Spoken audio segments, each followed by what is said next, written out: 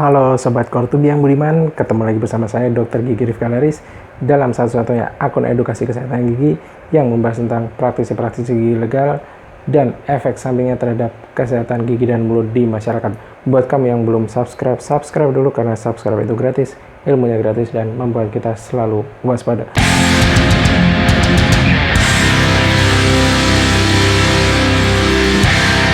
Topik kita hari ini adalah perawatan gigi di tengah pandemi coronavirus atau COVID-19.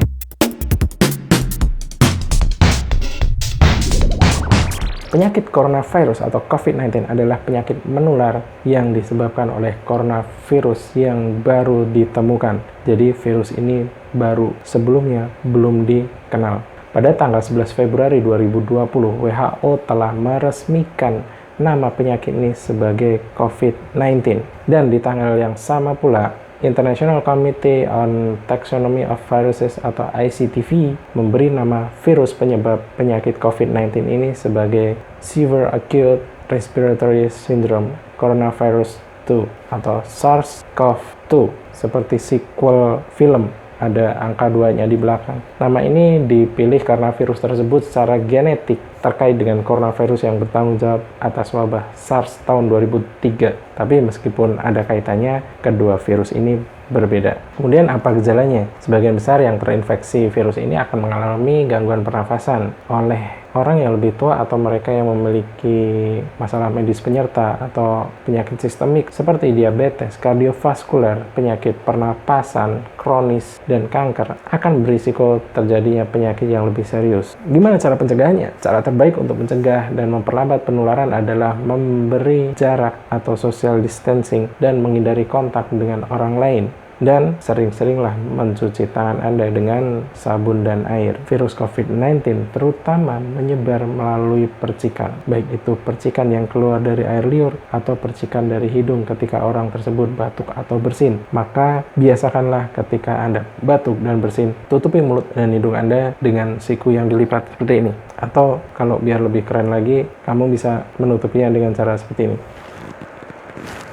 Rabu 11 Maret 2020, sekitar 3 bulan sejak wabah coronavirus atau COVID-19 menyebar ke berbagai negara, WHO akhirnya memutuskan bahwa penyakit ini termasuk pandemik karena terjadi di seluruh dunia dengan cakupan area yang luas, melintasi batas-batas negara dan berdampak pada orang dalam jumlah besar. Ketika video ini dibuat, WHO mencatat angka di seluruh dunia sebanyak 332.966 kasus yang terkonfirmasi positif COVID-19. Di antaranya 14.511 meninggal dan melibatkan 191 negara atau area yang terkena.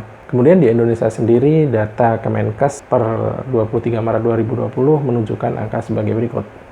Terkait dengan cara penyebaran COVID-19, The New York Times merilis artikel berjudul The Workers Who Face the Greatest Coronavirus Risk. Artikel ini menunjukkan grafik skala risiko yang dialami oleh para pekerja dengan profesinya masing-masing.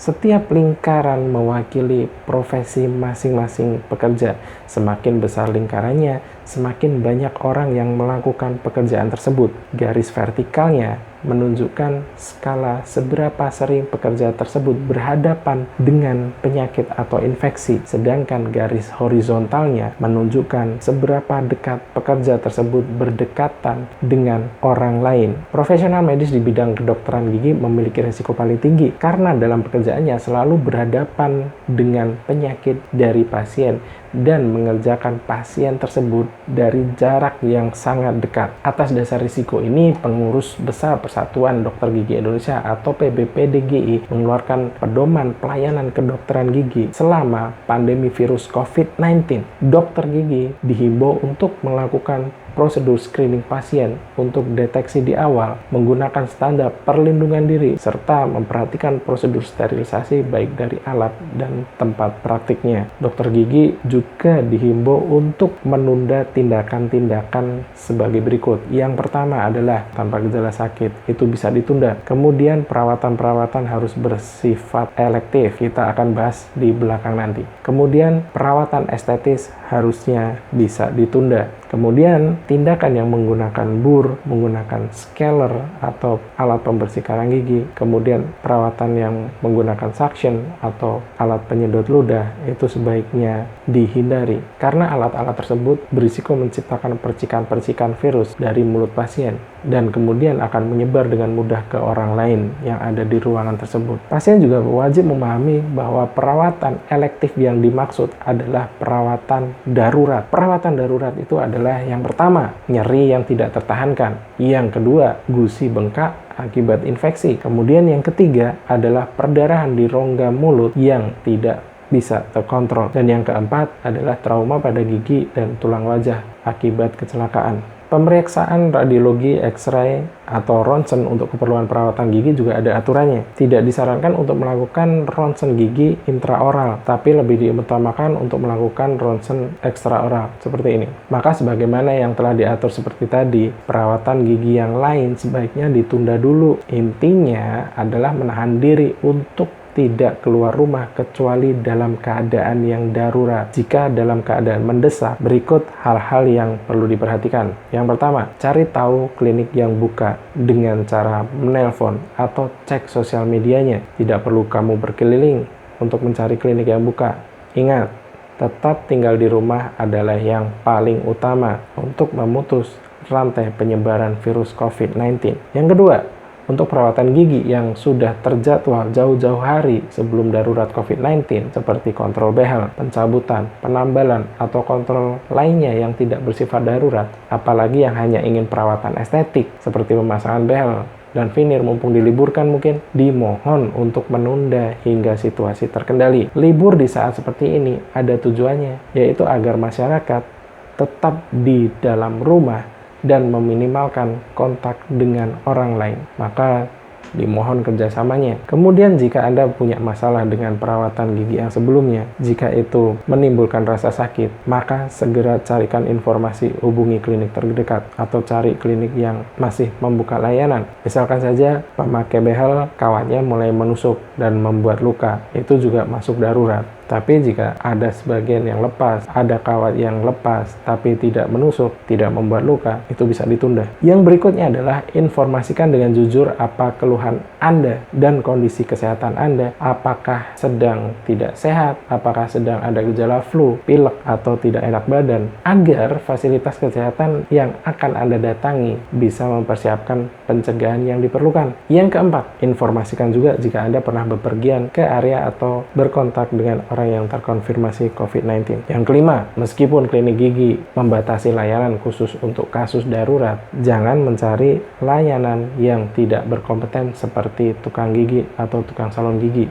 hanya untuk mengejar perawatan estetika, karena selain perawatannya tidak berdasarkan kaidah medis, tidak punya legalitas, mereka tidak memiliki pengetahuan tentang prosedur pencegahan penyebaran COVID-19. Yang keenam, ikuti perkembangan informasi dari sumber terpercaya. Jangan kemakan hoax. Beberapa klinik swasta mungkin memutuskan untuk menutup sementara layanannya dikarenakan alat perlindungan diri atau APD yang merupakan alat standar pencegahan infeksi untuk dokter seperti masker, sarung tangan, face shield, atau pelindung muka sudah sangat langka. Kalaupun ada, harganya sangat tidak manusiawi. Para profesional medis sangat menyayangkan bahwa kelangkaan ini adalah akibat panic buying masyarakat yang memburu APD yang justru tidak mereka perlukan atau tidak mengerti cara pakainya. Karena permintaan masyarakat sangat tinggi, beberapa oknum memanfaatkan situasi ini dengan menimbun persediaan APD, kemudian menjualnya ke masyarakat dengan harga yang sangat tinggi. Akhirnya, jatah untuk profesional medis menjadi sangat langka.